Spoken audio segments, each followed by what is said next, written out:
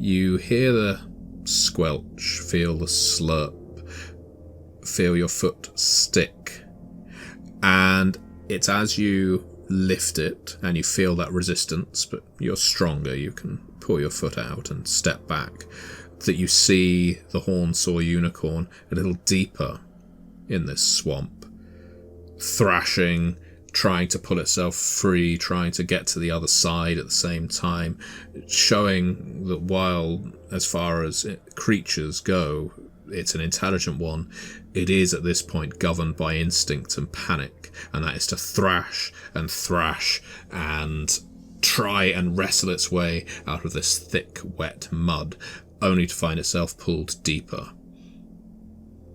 Your other companions reach you at this point. Do you allow them to go barreling forward? No, I turn around. Stop. Don't tread any further. What? It's a buck. I point towards the creature. As you can see, quite deep. I come up, standing beside you, folding my arms. Well, Terfin, I think that one's probably done for. As much as I want to see the blood from that creature on my blade again, I think nature understands when evil needs to be disposed of. I think the gods are with me today. Aye. Mission complete. What is it exactly that you feel when you get that blood on your glaive? I say half distractedly as I bring out a journal to make some hasty notes. What I feel justice have been made, since the only blood that touches this glaive is the blood of evil and darkness. Yeah. I feel a surge of power.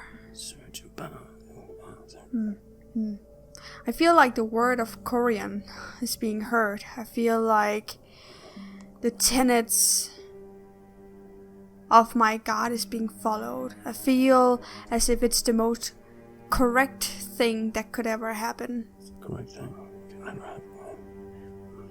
As you are waxing eloquent about the feeling of blood on your glaive and the bard takes it down religiously, it's punctuated by the pained, quite pitiful moaning of the Hornsaw unicorn, which is now down to its neck, its head the only thing protruding.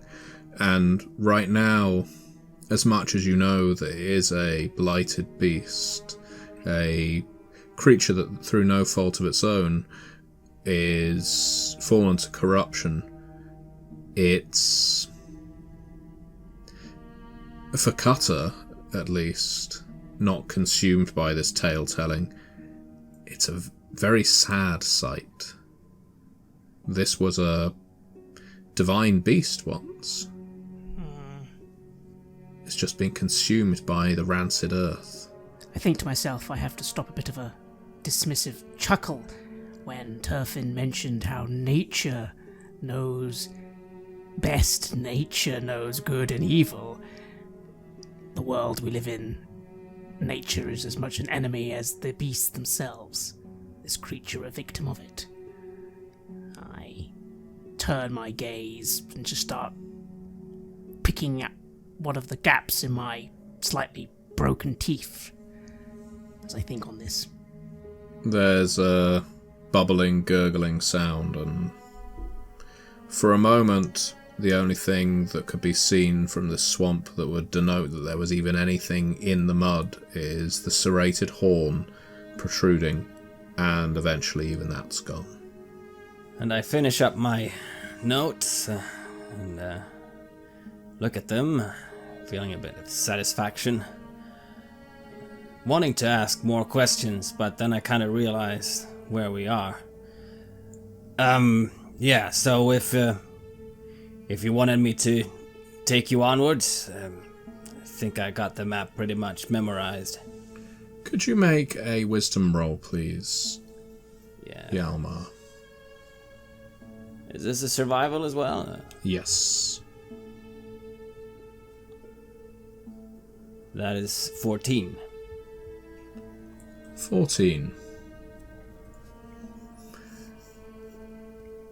You're not quite heading the right direction. That was a likely outcome when you went gallivanting off after a Hornsaw unicorn. But neither is this the direction from which you came, where arguably you should have been heading northeast, you think. You think you have gone southeast instead. I look up at the sky and try to get a sense of north and south. Difficult to do. It's daytime. The canopy of the trees is thick, and while there are beams of light that protrude through, it's not enough to gain any kind of bearing based on astral signs or the location of the sun. You think you could probably make your way back to the clearing where you were fighting that Hornsaw unicorn before and reorient yourself. Yeah, this bog here is not supposed to be on the way to where we're going. I think we better head back to the clearing. From there, I'll be able to find the way. If you're satisfied now, Terfin. Oh, satisfied is not the word. You march back toward the clearing, and the first thing that strikes you is the Hornsaw unicorn that you did fell is no longer there. You can see that some of its guts have just been loosely trailed out, and with the rest of it presumably dragged into the underbrush. But there are scavengers in this forest, you already know this, and they work quickly. I look around somewhat worriedly, but I try to focus on the task and reorient myself to get the direction straight. After spending some time examining the trees, trying to discern where it was you came from initially, yes, you're confident you could direct the party now to where the Reed clan's village is supposed to be. Onward through those lightly flowered trees, you think. There. That way. That should be it. I sniff the air a little with my long rodent-like nose and just nod, following closely, but trying my best to keep my head down. Could I ask for a wisdom roll from Cutter as well, please? A survival. 15. 15. Sniffing the air, you're confident that those flowers on these trees, as beautiful as they may be, should probably be best avoided. Brushing them, picking them, eating them certainly would be a bad idea. My nose almost instinctively wrinkles in a rodent fashion, and I just go, Shag-mane, maybe we don't touch the pretty-smelling flowers. And by pretty, I mean, I smelt a vat of acid that smelled nicer than that. And me being the taller of the group, I first just stopped dead in my tracks, being way too close to one of these flowers for comfort. Yeah, of course. I don't know, I guess my mind was somewhere else, and I ducked down and I start again moving forward. Should be down this path. And I sort of do a little hand gesture to Terfin as well, saying, Terfin, I don't know if you get burned by things, but probably same for you. Well, depends on if it's poison. But I have no interest in flowers. So let's just pass them by. So that armor, I've never seen it sort of roughed up like that. How do you heal it? Can you take it off to repair it? How do you do that? Well, I could ask you the same question. Can you remove your skin if that gets damaged? No, but it would heal after a time. That's the same way this works. I am my armor, you see. I am nothing without it. This is a part of me. Removing it would be something I've never done before. Well, let's not try it then. But it's fascinating. And I kind of have to pace myself from picking up my notebook again, because I'd better keep alert if we're gonna keep venturing down this forest. You'd find a rotting corpse interesting if you hadn't seen it before. Yeah, that is true. What exactly did you feel when you fired that arrow and it split and you didn't hit one single of them? I sort of glare one red eye at you. I felt annoyed. And then I shot properly and I felt great. How's that for you? That was a great shot. Yeah, thank you. Yeah, I shot it in the end, shot it good. And I got out of that little bind as well. Did you see? There was a thing and it tried to grab me. I can't be grabbed by that. I once got out of a giant squid on the sea and that didn't grab me either. I'm not sure what you're talking about just now, but that's great. As you make your way along, telling each other these tales, keeping your eyes open for any other threats, and the brush here is thick. There's an awful lot of hacking through bushes, having to renegotiate your path, essentially, because the trees have just grown too thick here. Your guide, Shag-mane, must make another survival roll, please. And that is a 6. Yes, this is definitely the safe path. It actually looks quite open around here, and you're fairly certain that give another hour or so, heading in this direction, you're going to reach a stream, and that stream is directly ahead of the Reed clan's land. In fact, you should see the ground giving way to reeds growing quite soon anyhow, hence the name of the clan. I am filled with confidence, and I just nod to my comrades. This is it. All right, we're making good progress. I was worried for a while if we would have to stop and rest. You good to push on? Aye. Yeah. I'm good. Well, that's great. There. Yes, down there. I think it should change over to reeds somewhere down here. As Shag-mane strides across the clearing, pointing in the direction that you should be going, could you make a dexterity save, please? That is a 20. Well, good job it is, because you feel, much as Cutter felt during that battle at the very start of it, you stand there, you point, you say, yes, this is the way. It should turn to reeds soon. And as your arm stretches out to point, you just feel the looping of a vine around your wrist, tugging your arm just gently up. But your speed, your agility is such that you're able to snatch your arm away. Impulsively, you look up. And you can see that the trees throughout this clearing have got what can best be described as mummified bodies, wrapped in vines and branches that have clearly just snared and dragged people up.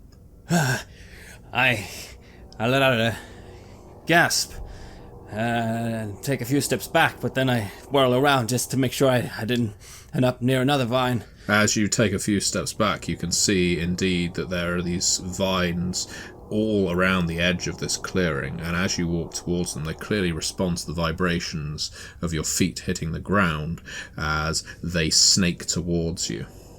On the other side of the clearing, the two of you, Cutter and Terfin, see this performance, and it's quite obvious to you why Shag-mane is doing this. It's on one hand amusing to see the confident iron-bred dance on the spot a little like this, but on the other, you then quickly become aware of the dozen or so corpses hanging from the trees around you, the smell of decay kept from you because they're so tightly bound in vines. By the gods. We cannot take this on. It's too many. It's too much. Aye, well, then let's not go that way. Shag-mane, are you sure that's the way? Yeah, it should be just through here. I try and stay out of reach from these things and get an idea of what would be the best way through here now, or if we could just circumvent the whole thing. You're not sure how far the reach of these restricting vines and these assassin trees is going to be, and I'm going to require you to make another wisdom roll, just straight wisdom in this case, to see whether you decide we need to circumvent, which may well lengthen the journey, or whether we should just charge straight through and keep moving at speed, depending on how well you roll. I roll a 7. You think the best option right now is to back the hell up and circumvent, just keep going around until you can no longer see these bodies and these snaking vines. It's too dangerous. So I start doing that. I start slowly tracing my steps back to the others, and I just point. Okay, no. Alright, no, this will not do. We'll have to go around the whole thing. I look to Terfin and snort a little, saying, I still think nature be good here. Well, nature is not a thing that can be controlled and is written with evil like this. But I suppose when nature is in our favor, it is good. That's one way of looking at it. Alright, Shag-mane, lead the way, and this time maybe be a little more cautious, eh? And I put my hand on my short sword, thinking, just in case, that will be more useful against these bloody vines. Although really, I fantasize about this whole place being burnt to the ground. And me too, I just get my dagger out just to have something to ready to cut at whatever tries to grab me next. The additional distance to your journey is by no means pleasant. The heat seems to just increase the deeper into this forest you go. It's almost becoming like a jungle. Yes, you are here at the height of summer. Typically, the canopy of the trees would keep the worst of the heat out, but instead it just results in a humidity. The only saving grace of the humidity in the Hornsaw Forest, as it gets so intense, is it means you must be near bodies of water. At least that's the prevailing theory. Unfortunately, the longer you stay around places like this, the more likely it is you're going to attract parasites and fungi growing in all your crevices and cracks. So it's not a good idea to remain here for terribly long.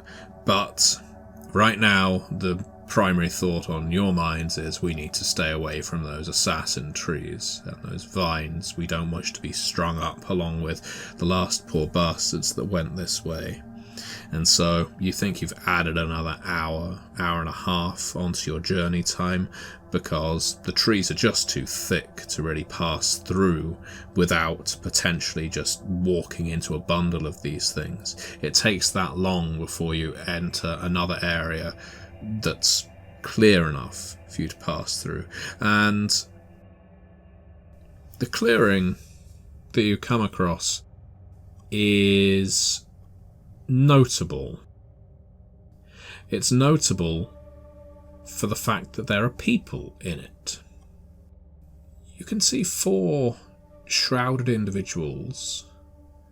They're hiding just out of sight within the trees on the edge of this clearing, dressed in tattered and bloody rags. keeping their faces mostly hidden.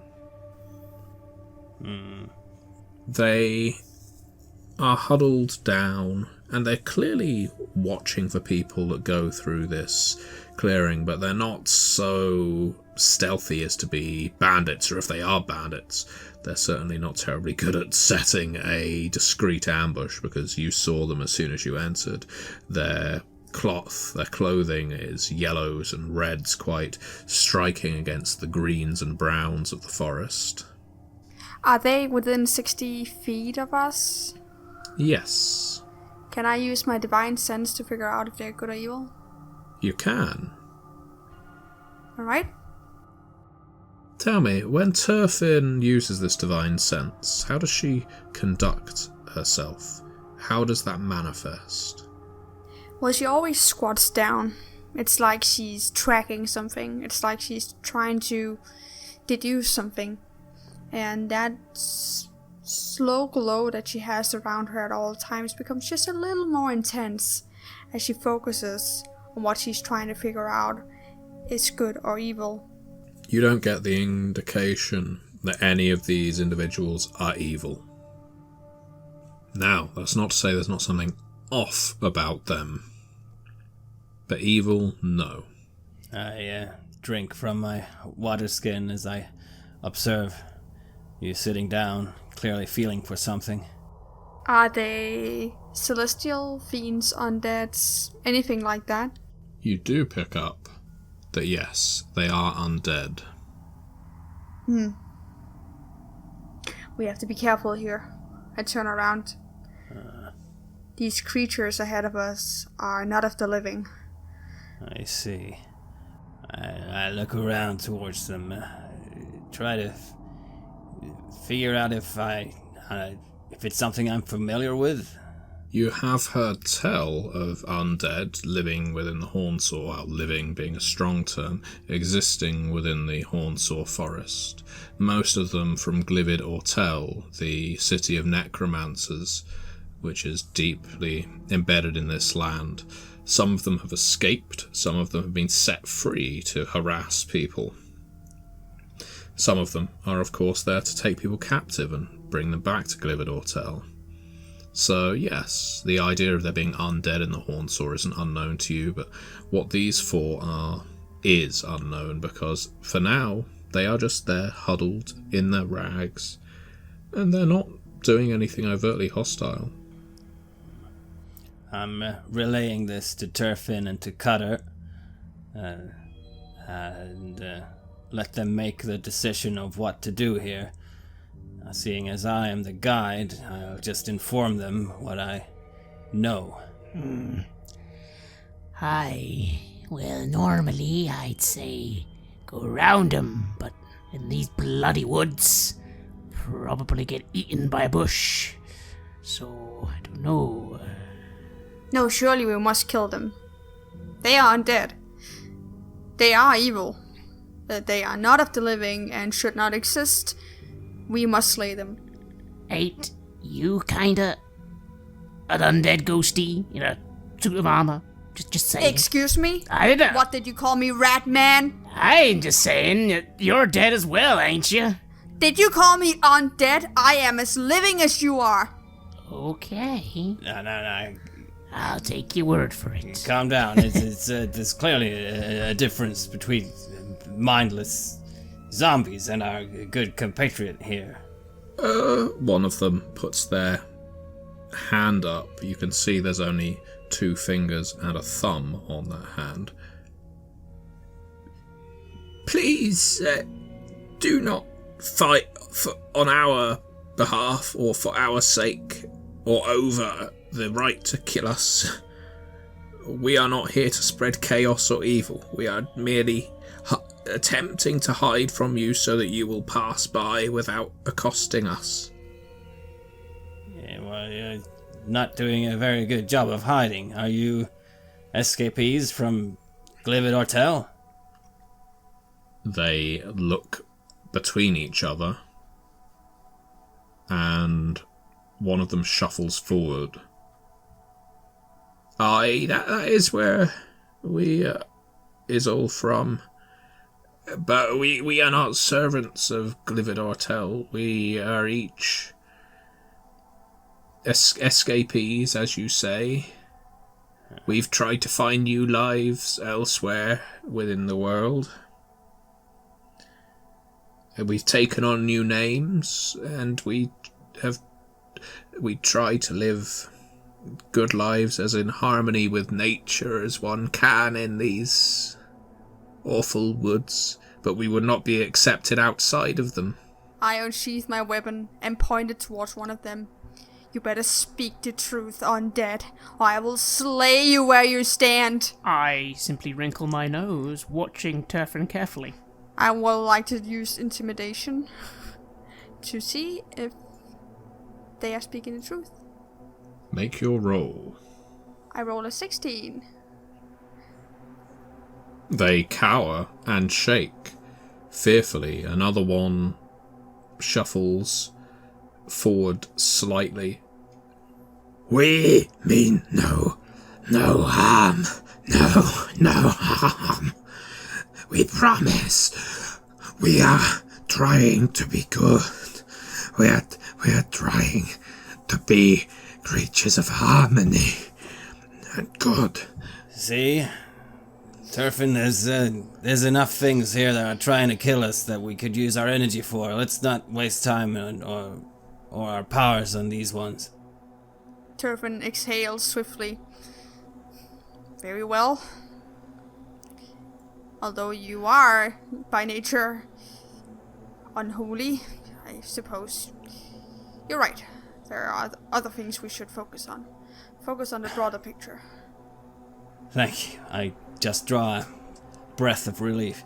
Now, if you could help us, we've kind of had to come on a detour, and I start asking them for landmarks that I know would point us the way. The third one, who hasn't spoken yet, perks up as you ask for assistance. I can help you if you're looking for direction. I know this land well, and lived here when I was a healthier man. Yeah, well, that sounds like just what we need. Would you be willing to help guide us to the Reed clan? I can direct you to the Reed clan, of course, that is within my power. Would you be so kind as to give up some of your provisions or coin? And the fourth one elbows him and says, Do not be so presumptuous. We should be aiding for aid's sake. But we are poor and we are without nourishment. But to prove that we are good and charitable, we should give these fine travellers assistance for naught. No, you gave us information, and in return we must give you something that you need. That is the true way of a deal. Meat would be appreciated. Meat? I look at the two others. I suppose we have some dried meat. You do still have some dried meat. Well, you've been in the forest for a while, and you have hunted while you have been in the Hornsaw Forest, so you may have some fresh. So if you wish to give it up, that's absolutely fine. I let out a bit of a grunt, and I'll reach into my knapsack and just draw out a bit of dried meat and throw it to them. Like, hey, there you go, little ghoulies. They scrabble over it like they haven't eaten a square meal in weeks. They are ripping at it, shredding it, ripping at the package, stuffing it in their mouths. It's dribbling from between their teeth down their chins and necks, staining them where it's fresh, just sticking in their broken teeth where it's dried. Yes, the Reed clan. Reed clan, you can find them. And He points a finger marked with a long, dirty yellow nail. Not in the direction you were expecting. You can find them if you head that way. Stay away from the trees marked white. And if you find any game in traps that way, do not seek to release it or feed yourself on it. It belongs to other hunters that use these woods, and the game is theirs. But if you follow that path, do not touch the white trees, do not take the game. You will get to the Reed clan's village before nightfall. What happens if you do touch the white trees and take the game, out of interest? If you touch the white trees, you might wake up what lives inside of them, and no one wants to do that. All kinds of critters, little beasts that will spill out of the holes in the trees and eat your arms, flesh, down to the bone. And the game, that belongs to the Hunter clan. Some other elves, lots of elves in the Hornsaw. But the Hunter clan are very precious over what they hunt. What do you know of the elves here? How do they take to strangers? They're divided into lots of different clans, my lady. And as long as you meet them with peaceful intent and do not bear the scars of leprosy as most believe we do, they will accept you. They are the few places of peace in this God's forsaken forest. The Reed clan, they're a fine clan. They will show more kindness than most. Very well. Avoid the Apple clan if you can. Rumours have it that the apples have been contaminated by the necromancers. Necromancers of Glividor Dell. Aye, well then I guess we won't be touching no trees of white or stealing game then. I guess we should be on our way. You were right, Terfin. I sort of just muttered towards her quietly. They were completely different to you in every way. Well, thank you. Since they are putrid creatures. And I look back at Shag-mane and just sort of smirk for a few seconds. I shrug, and tighten my grasp around the dagger and just point. Alright, let's hope this pays off better than where we've been going so far. I'm sorry about that. Oh, no reason to be sorry. And you make your way. And sure enough, following the advice of the wretched, you do start seeing white trees emerging from the ground. They're thinner, they look fragile compared to some of the trees in the forest, like a stiff breeze might knock them down, or to touch them the bark would just fall away. I assume none of you attempt it. Nay. No, I give them a wide berth. Yep, me too. And sure enough, following the advice given, you do start seeing snares and traps. Some of them are quite inventive, quite inventive. Namely, the nets in the trees. You've seen plenty of traps before, of course, for rodents and other small mammals that scuttle around on the forest bed. That's all too common. Sometimes even larger traps for larger mammals. But you have rarely, if ever, seen traps designed for flying creatures. And it seems that this hunter clan, if they have indeed set these traps up, are really quite prestigious when it comes to this, because you pass under nets that contain still flapping but trapped harriers, large birds with a lot of meat on them and also quite strong, that are trying to gnaw their way through with their beaks and with their talons, but to no avail. How they manage to trap them in nets, you don't know. You don't see any of these traps go off in real time. I look at them, feeling quite impressed. See that? Traps up in the trees, catching birds. That's elves, right? Very impressive. So, you cut your way through the forest, and sure enough, the land does start giving way to water and reeds growing from it. And thankfully, the mud isn't bog, isn't swamp, it isn't just going to suck you down. A lot of these reeds you assume are harvested. In fact, you can see that they are. For some of them are cut or freshly growing. It's likely that this ground is treated, and in fact, as you walk along it, you find that the trees are parting up ahead. More light is coming through, even though you're quickly approaching dusk. And not too far away, you can see smoke rising. A few plumes of it, not dangerously so. No one has torched a village. Quite the contrary, this is the comforting sight of hearths that you are approaching. And the lake of reeds gives rise to a bank, which is easy enough to climb.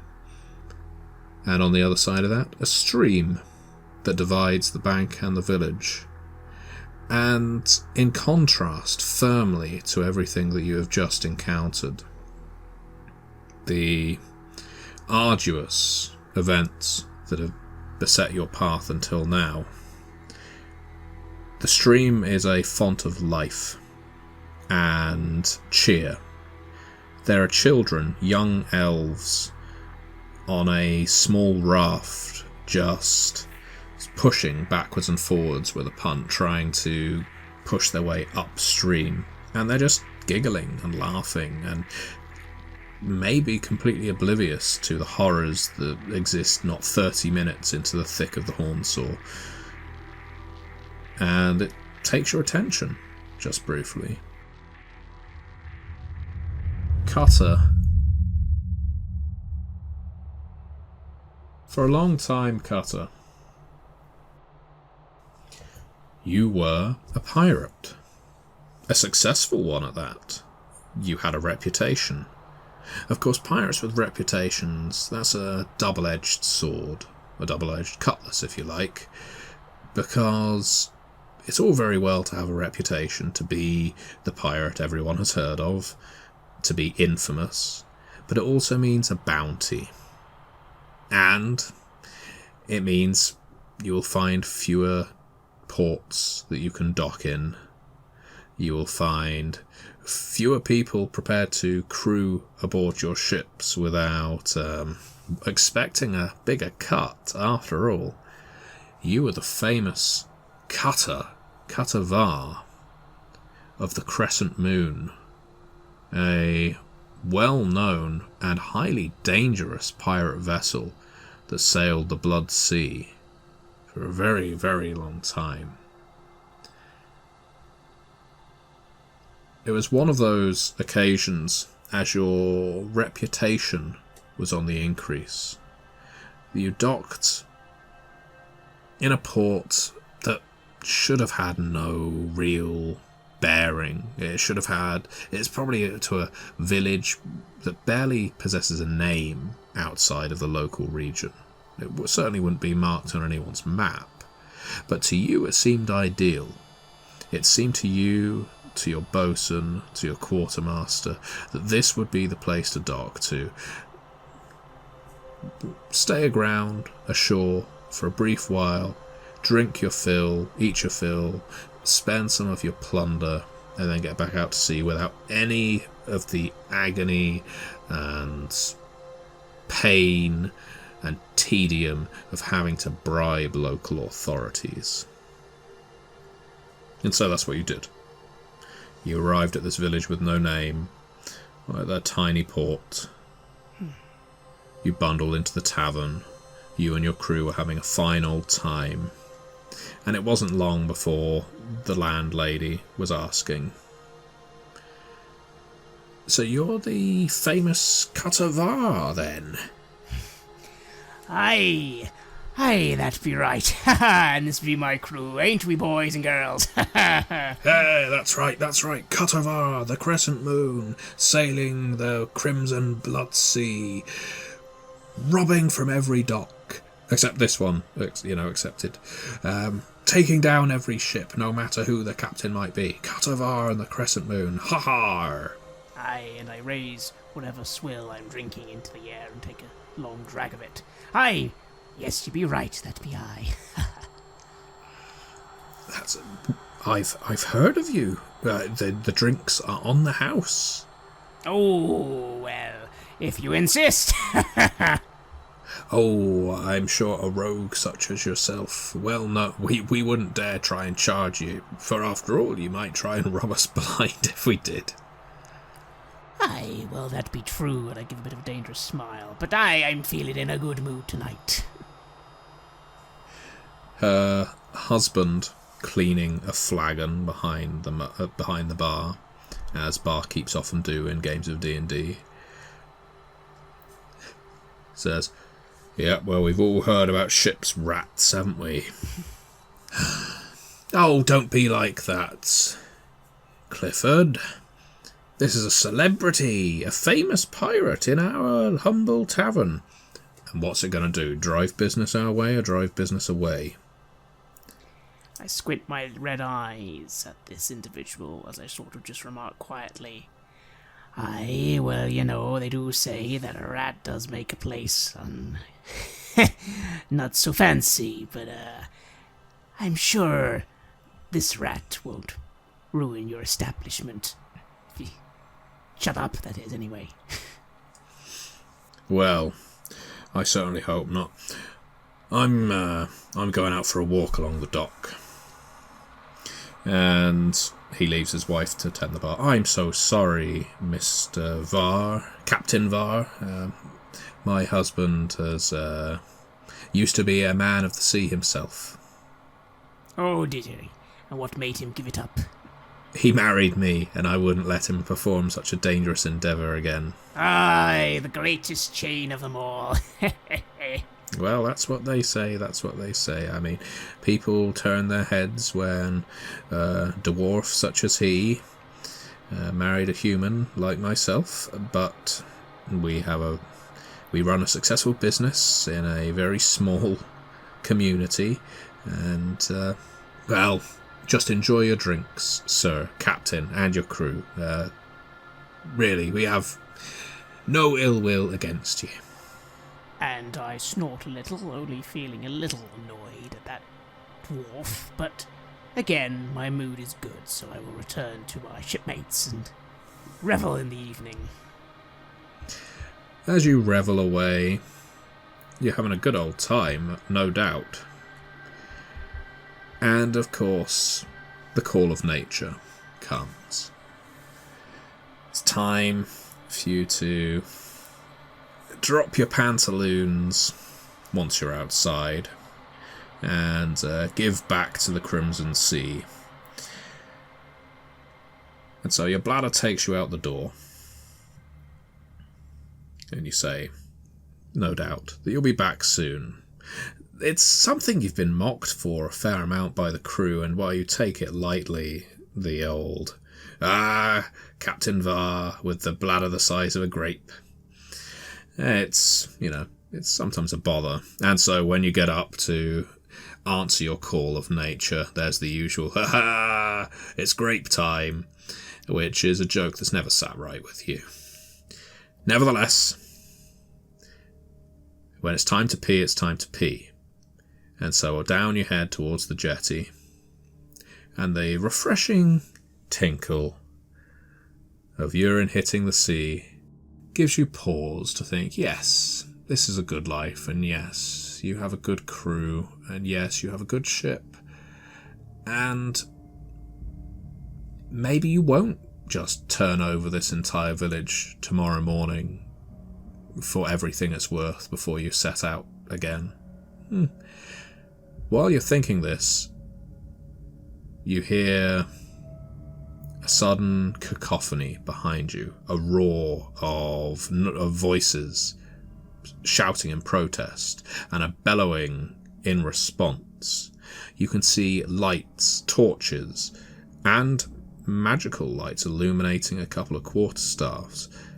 Suddenly the tavern is looking a hell of a lot more busy than it was before. And the dwarf, the landlord that you saw earlier, he's speaking to someone who is dressed far too fine for a community as small as this. If you're not mistaken, it's a privateer. A privateer. Yes, you recognise him. It's Captain Kiesling, an Asathi, a snake person, who captains a private ship all the way out from Tamana, apparently, a far-off continent, and has recently taken to plying his wares to put down pirates in the Blood Sea. He, like you, has a reputation, and unlike you, his reputation is for keeping communities safe and for arresting or just hanging pirates. I quickly, obviously, pull me jerkin and pantaloons up, and I try and stay in the dark. My eyes begin darting between the tavern, where my shipmates are, and my ship. You think you could probably get to your ship? You couldn't unless you're prepared to cut your way through the guards or the crew of this privateer, and you have no idea where he's docked. You're not going to be able to get back to your crew. Maybe the answer will be provided for you, you realise, because your crew is now being marched out of the tavern. And it's really quite a sight. You've seen this done occasionally on board a ship, or in the major cities along the Blood Sea. The speed at which a motivated community can erect a gallows is really quite something. And this community feels motivated. You're not responsible for the ills they've suffered over the years from pirates who have docked here, robbed everyone blind, stolen their daughters, murdered people just for the crime of looking at them the wrong way. But they are clearly very tired of pirates like you docking, raiding, and pissing off the following day. This privateer may have been laying in wait for just such a prize as your crew, and before your very eyes the gallows is being set up. I just reach for my weapon, but I'm confused. Are none of my crew doing anything? They're just letting it happen to them. Oh, you can castigate them if you like, and on some level you are. But you can also see that this privateer and his crew, they're not drunk. They're well armed. They have magic users among them. And your crew, although some of them are restless and fighting back, certainly, are outnumbered, outskilled. It's difficult to fight back when you've been drinking ale all night, and you wouldn't know which of the two people in front of you you're supposed to hit because you're so cross-eyed. I take a step further back, looking around my own surroundings. Obviously, I went off to be unseen, so I'm still unseen, but again, my eyes just go back to the ship, but the ship I can't. By myself? That'd be pointless. You're a good enough sailor. You could maybe take the ship, but how long would you survive on it alone? You could make your way into the hills. A land pirate? A highwayman? A bandit? Is that what you have become? What do you do, Cutter? My red eyes burn for a moment, focusing on this Asathi. Titan's blood. I'd like to slit his throat, and for a moment, a rage begins building in me, and I begin moving forwards, and then I just don't move. I keep watching as my shipmates are being taken to the gallows, and then my brain fights back that rage with just numbers. How many now? Townsfolk and guards and this bloody privateer's crew, how many are there now, all gathered? Oh, they're gathering like it's some kind of community event. It's like they're about to erect the maypole and start dancing around it. This is the best damn night they've had in months, maybe years. This is a reason to celebrate. They're going to string up some pirates. I mean, who deserves it more? I want to live. I'm still young. I'm only... Even for my species, I got more years to go. I just start stepping back, and become nervous as I just start looking around. Does anyone see me? Anyone nearby? No, all eyes are on the gallows. All eyes are on your first mate, as you can see them looking around, clearly looking for you, looking for some kind of salvation. And you've served with this iron bread, in fact, for over a decade. You know each other about as well as anyone can. And their eyes lock with yours for the split second before the rope drops. And it takes quite a drop to break a horseman's neck. I got careless. Stupid Var. Your father would be. I take a moment to look just at the ocean, the great, roiling, bloody sea. But I can't last on it, not by myself, not a ship that size, and this... I have maybe minutes before this bastard notices the ship. He's probably sending people there now. Oh, all the cargo, and the shipmates. I bite my tongue. I glare at this Asafi one last time, and I begin moving backwards. I find some rags, maybe in a bundle somewhere. I don't know. We're near the port. There's normally that sort of thing, rope, and I just cover my head, and I begin moving quickly to the hills.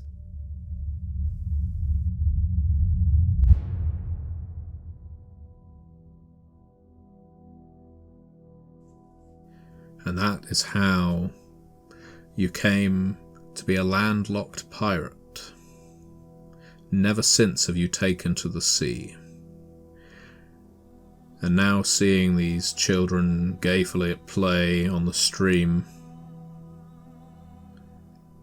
well, it's not quite the same thing, but it certainly brings back memories. I lean down, cautious just for a moment more, but seeing that the children are touching this water, well, I'll feel the water in my hand. It's not the red you're used to. Not the consistency either. But it certainly feels nice to have the water slipping through your fingers again. And I snort to myself, thinking on that memory. Thinking to myself, it's fine. That's what all this is for. You do jobs like this, you keep doing them, you get more coin, and then you hire a new crew and a new ship, and then you hunt down the bastard and you slit his throat, but one step at a time, and I just sort of snort, wrinkle my nose, and remark to Shag-mane, "Hey, what's the deal then? How do these people all live here?" As I look at the settlement, the clear waters and the children, and then down at Cutter. The deal. Well, it sells. You know, they make everything magical, don't they? I just turn back and I look at where we came from, and I just frame this picture in my mind. The crazy contrasts. And then I look over to Terfin. This is where I was to take you, I think.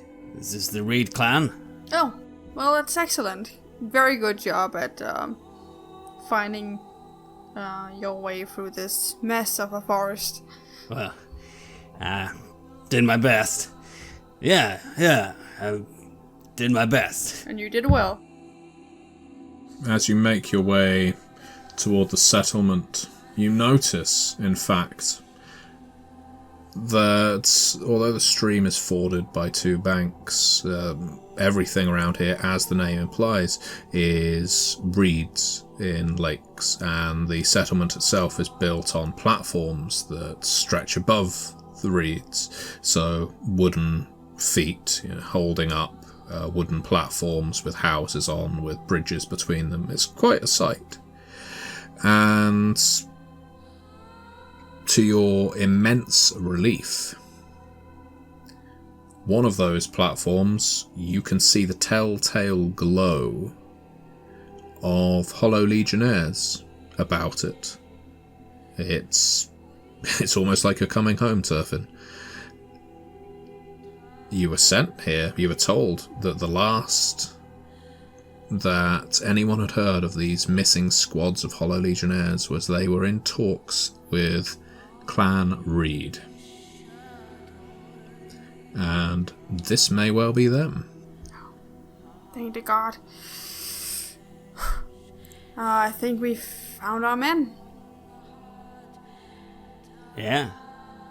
Mind if I join for the talks, or is this a private thing? No, by all means, there's nothing private. We just need to find them and bring them home. Yeah. Alright. Sounds like a plan. And from having led the group, I now fall in behind Terfin as she starts making her way, I suppose, towards these other legionnaires. You cross over a makeshift jetty of a kind that makes its way to the likewise makeshift settlement that the Hollow Legionnaires have set up, while the elven part of this community is quite solid. It would appear the Legionnaires have erected their own platform themselves, so it doesn't have nearly the finery nor the permanent structure feel of what the elves have erected. As the three of you approach by the jetty, you catch their eyes, they catch yours. The Hollow Legionnaires within sight slowly stand, their gold-washed chainmail glinting in the sun. You can see reeds inscribed on the leather portions of their armour, as well as a marsh orchid on one of their gauntlets. One of the Hollow Legionnaires nods to you as you cross the jetty. Welcome to Clan Reed. My name is Sergeant Telk. Are you travellers?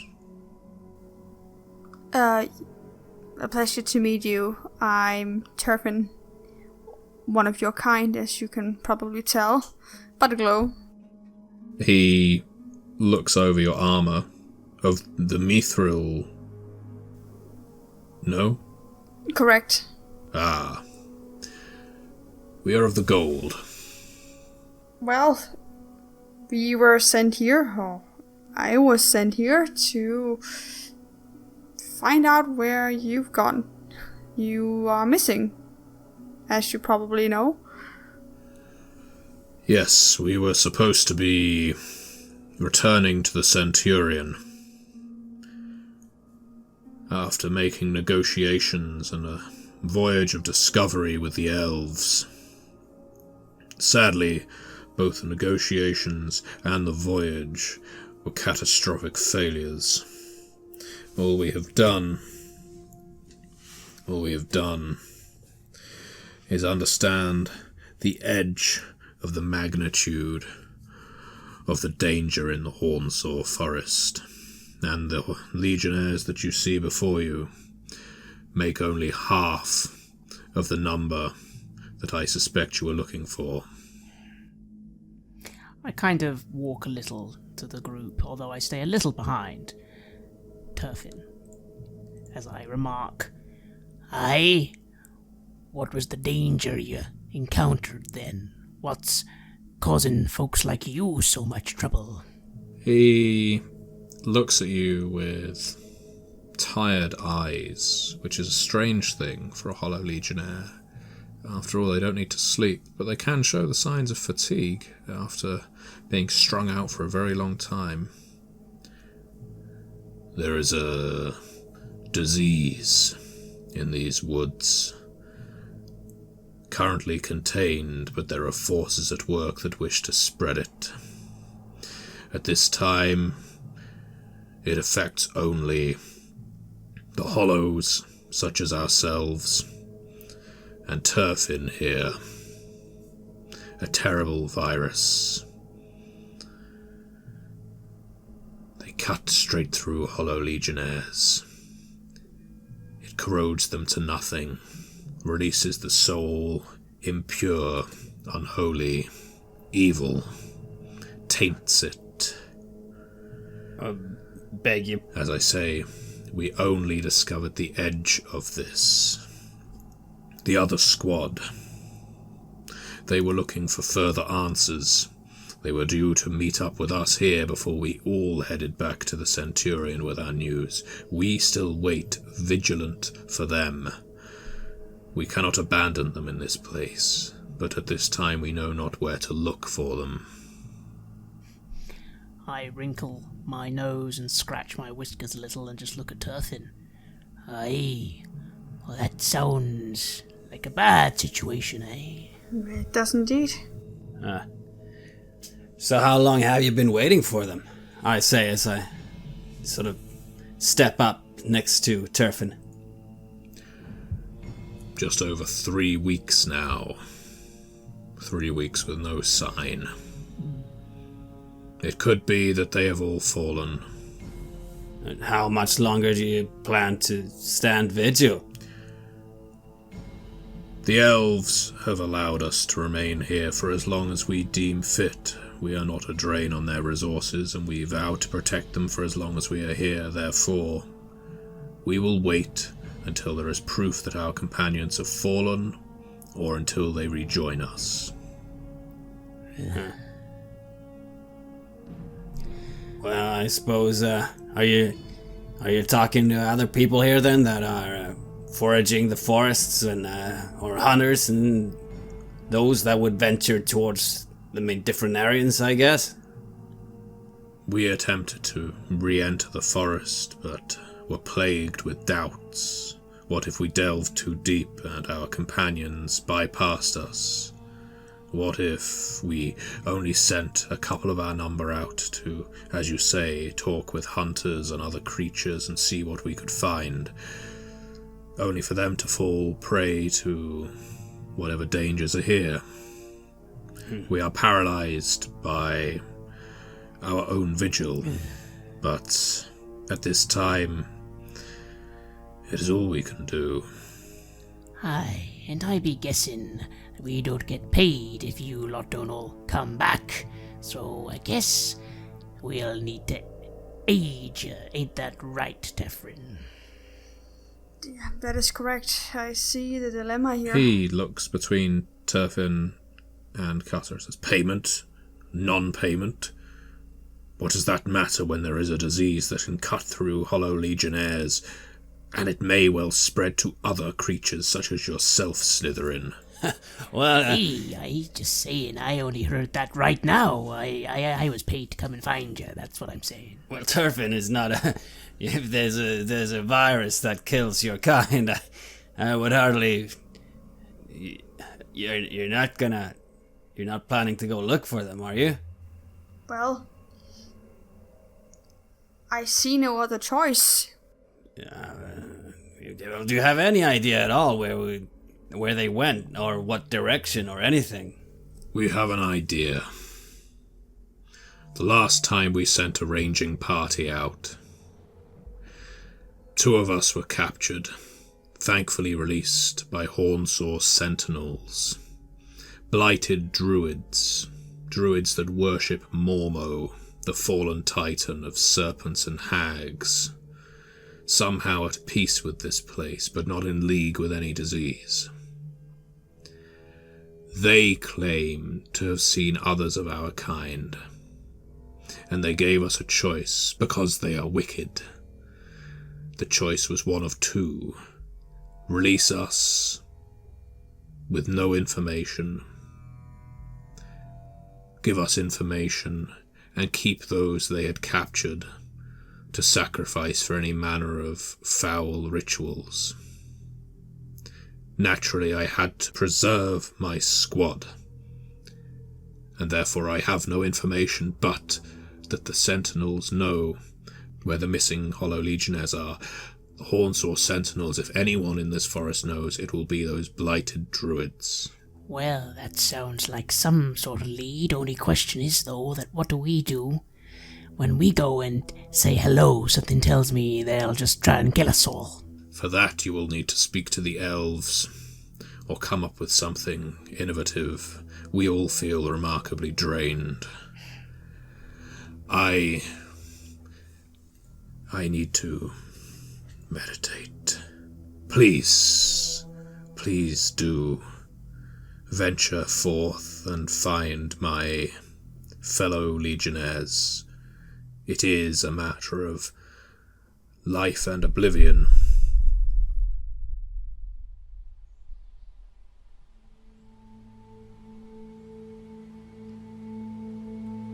You have listened to an episode of Red Moon Roleplaying, where we played Dead Man's Rust for Scarred Lands and 5e, which is published by our friends at Onyx Path Publishing and is on Kickstarter right now.